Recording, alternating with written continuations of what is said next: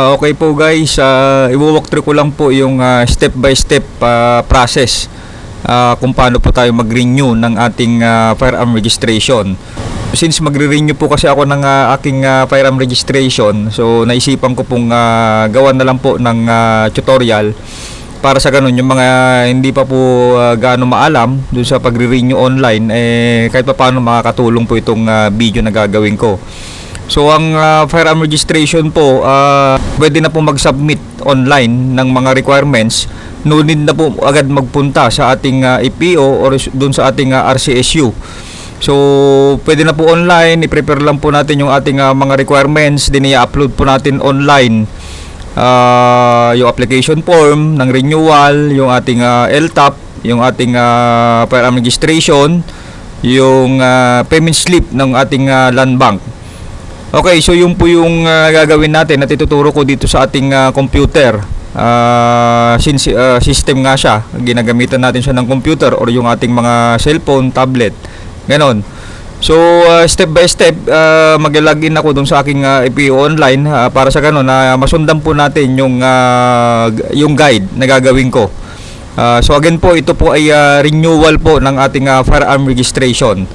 Okay, so dito po yung aking mga requirements, prepare ko na po.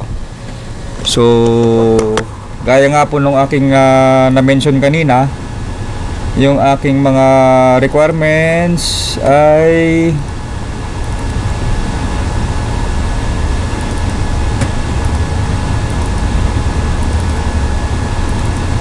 okay, so on process.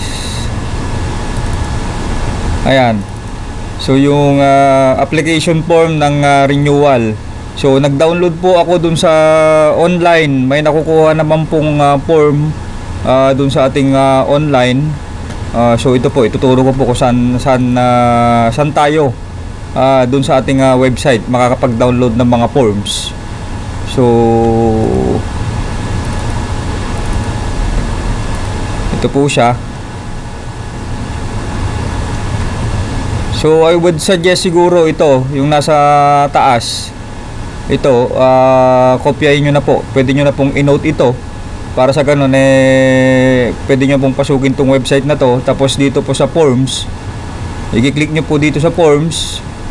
Then dito po sa forms, nandito po yung mga kailangan nating forms. Ayan. Pero yung sa atin, ang kukunin lang po natin ay yung ating firearm registration renewal. Dito po sa may bandang baba, ito po siya. Ayan, firearm registration, nandito yung 556, 762 at dito po sa baba yung mga small arms. Ayan, mayroon pong new purchase, mayroong transfer at sa atin dito po sa ating renew. Ayan, so since renewal po yung ating gagawin. So ito po yung magiging form natin. Ayan, so ang ginawa ko po dito, so dinownload ko po ito, print ko, pinilapan ko. At nagpa-notarize na po ako sa labas, guys. So pag nandun ka kasi sa Krame, ako nagre-renew. So nandun na po kasi lahat, notarize lahat, nandun na lahat. Pero since hindi ako magpo-proceed sa Krame, or kayo hindi kayo magpo-proceed sa RCSU, dun lang sa bahay gagawin, pwede na po kayo magpa-notarize dun sa ating notary public. Ayan, so napa-notarize ko na po siya. Ito na po kasi ito po yung ating i-upload. Then yung aking firearm registration. Ayan, ito po yung aking firearm registration, saka yung aking LTAP.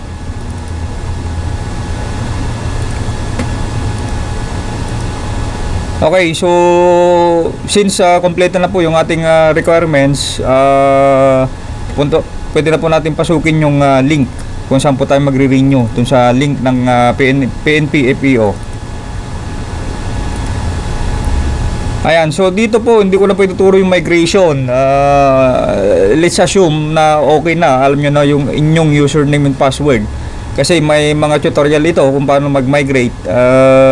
May nag-a-assist naman po dun sa RCSU, kaya dun sa EPO mas mabilis po silang mag-assist. So sa akin po, include ko na po yung sa akin, username ko,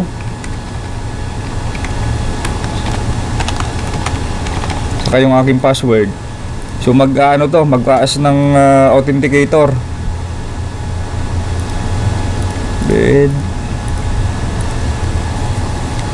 ayan, tapos mag-a-add siya ng authenticator, naka-redirect sa aking cellphone. Authenticator. So, 252507.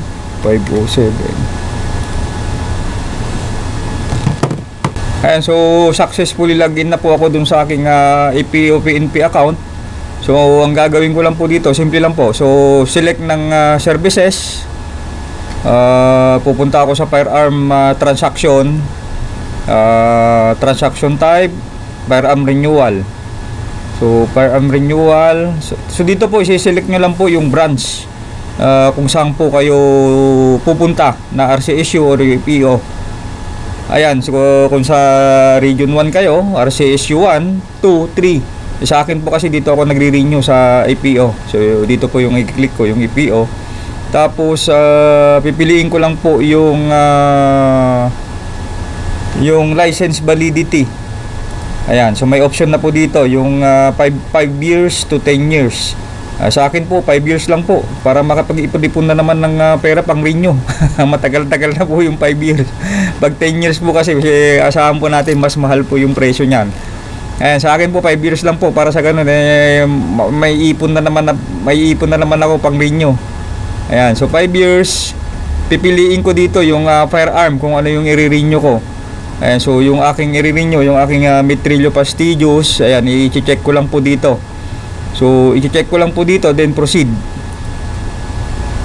Okay, success firearm processing. Okay, pag-click ko kanina nung submit, may nakalagay dito yung successful processing ng renewal. So, pupunta ako sa bandang baba. Scroll down ko lang. Bandang baba, ito siya, yung recent firearm transaction. So, ito siya. So, renew, status niya drop. So yung branch ko, PO, yung amount nung pinili kong 5 years na validity ay 2,000, usually 2,000 yon, naging tuto lang siya kasi 200 yung ID card natin. 200 po yung bayad niya, kaya ang total po niyan ay 2,200. Ayan, dito po i-click ko po yung requirements. Ayan, pag-click ko po ng requirements, i-upload ko po kasi yung mga na-mention po nating mga requirements kanina. So ito po siya. Okay, ito na po, babalik po ako. Hindi po pala sa photo. So dito po sa bandang baba may nakalagay na upload requirements. So application form. So i-click ko lang po yung application form. Ito po, yung button na to. So ayan, no data uploaded. So far wala pa. So mag-click ako ng upload attachment. Ito. Tapos ito siya. Ayan. So application form, renewal. Okay, so add. Ayan, success uploaded. Then application form. So yun lang naman po. So far ang hiningi niya yung ating application form. Hindi naman niya hiningi yung firearm registration. Kasi nga nandito na siguro yung information. So yung, nandito na yung information. So far ang application form lang po yung hiningi niya. So submit requirements. Ayan, well done, requirements submitted successfully. Ayan, so tingnan po natin yung transaction niya dito. Ayan, nakalagay po dito for evaluation. So for evaluation, ibig sabihin i-check po nila online. I-check po ng taga EPO po itong aking sinubmit na requirements. Then pag nasubmit na po nila yan for evaluation, magta-tag po ulit sila dito. Magi-generate na po sila ng reference payment ng ating land bank. So pagka may reference number na tayo sa land bank, pwede na tayo mag-proceed sa land bank, then magbabayad po tayo.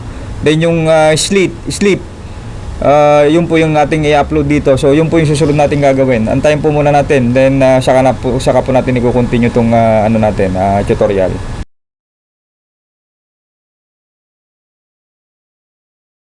Okay guys, kuha lang tayong update in relation dun sa in-apply nating firearm registration renewal kahapon. So kahapon, ang status niya po ay nung na-submit po natin yung mga requirements, yung application form, ay for evaluation. So titignan po natin ngayon kung ano na po yung status niya. Ayan, so papasukin ko ulit yung aking APO online account. Okay, so yung aking username,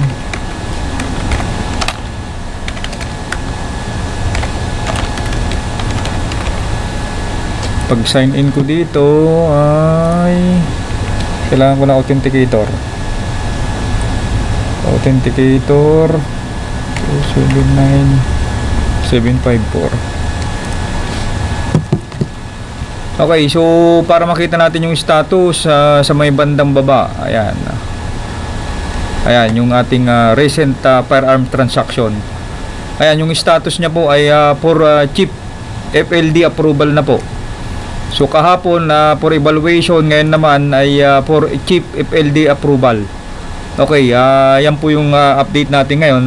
So pag natapos to, tingnan natin susunod. I think ang inaantay po natin dito ay yung mag-generate po siya ng reference number ng para babayaran natin dun sa land bank.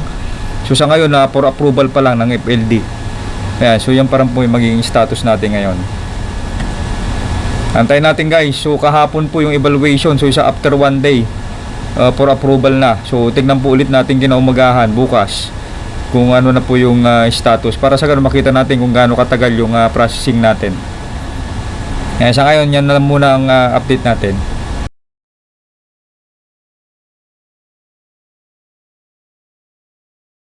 Tayin po natin ulit yung ating PNP EPO online account.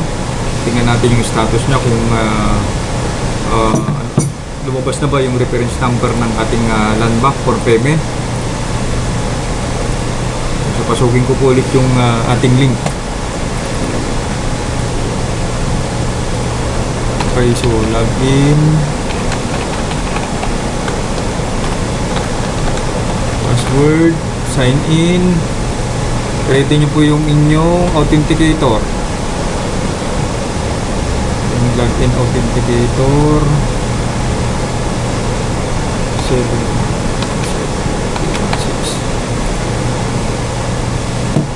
Okay, so sa bandang baba, tingnan ko ulit yung aking recent firearm transaction. Ayan, ito na po, for payment na po. So for payment, amounting to 200 yung ating ID card at 2,000 po yung ating firearm registration renewal. So para makita nyo po yung details ng reference number, pwede na po tayo mag-proceed sa land bank na ito. So kailangan lang natin i-click yung details. Okay, pagka-click nyo po ng details, ito po yung titingnan nyo dito. Ayan, ito po yung kailangan natin para dun sa ating land bank payment. Ayan, yung reference number natin, ito po yung isusulat nyo dun sa ating reference, yung form dun sa ating land bank para mabayaran natin. So amounting to 2, ito nga yung sinasabi ko kanina, 200 yung card at yung firearm registration renewal ay 2,000. Ayan, so proceed po tayo dun sa land bank. Okay guys, nakabayad na tayo sa land bank. So ito na po yung ating resibo. Ayan, so ang susunod pong gagawin natin dyan, i-upload po natin dun sa ating EPO online account. Okay, so pasukin ko ulit yung aking account.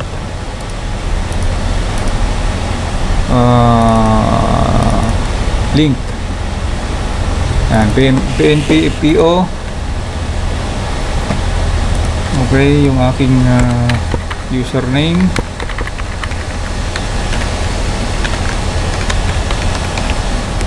Sign in.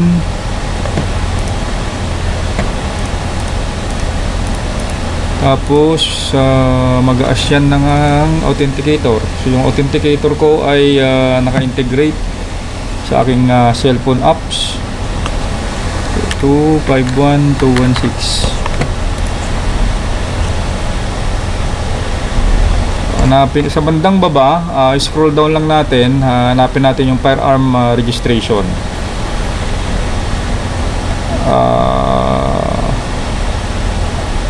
Okay, firearm registration. Ayan, recent firearm registration. So ito po yung sa atin, yung status for payment na po siya. So for payment, then upload ko na po yung receipt. Upload ko po yung receipt ng land bank. Hanapin ko lang siya. Hanapin ko lang kung saan nakasave dito sa aking computer.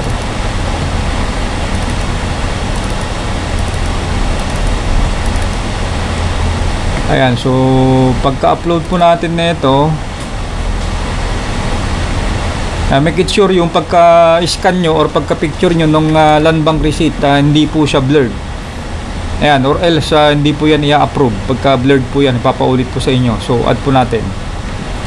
Ayan, so nakalagay po dito for payment validation. So dito, please proceed to your selected EPO branch. Okay, so sa akin na yung EPO branch ko ay dun sa Krame. Ayan, so proceed na po tayo dun sa Krame. So pagka-proceed natin doon, tingnan po natin yung next na gagawin. So I think isasubmit po natin yung ano doon, yung hard copy, at kailangan po na appearance po tayo doon. On actual, dapat tayo magsasubmit doon sa hard copy natin. Okay guys, galing na po ako sa Krame. So nakuha ko na po yung aking firearm registration card. At information lang po, additional information lang po, yung mga hard copy ko na dinala doon, yung aking application form na may notarize, yung firearm registration, yung LTAP ko, ay hindi na po kinuha ng hard copy. So okay na daw po yung mga na-upload ko online. So yun po yung information natin na mahalaga din. So pasugin po natin, puntahan po natin ulit yung aking EPO online account para makita natin yung status.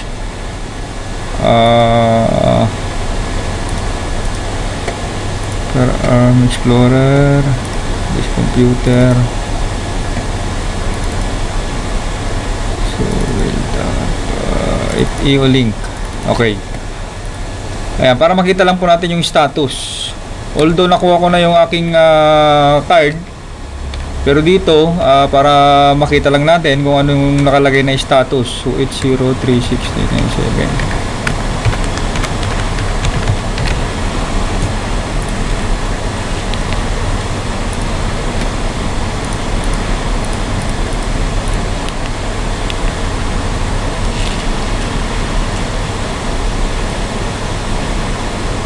Yung aking authenticator ay 636959.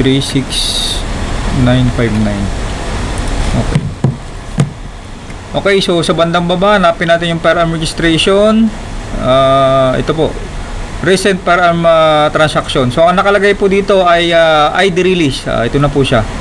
So ID release. So details. Ayan, ID release. Yung ating mga requirements ay application form, document has been approved. So ang payment natin ay paid na po. Ayan, so ganun lang po yung ating procedure nung pag-renew ng ating firearm registration. So again po guys, sana nakatulong po, at maraming salamat po ulit sa susunod po ulit na vlog. Salamat po.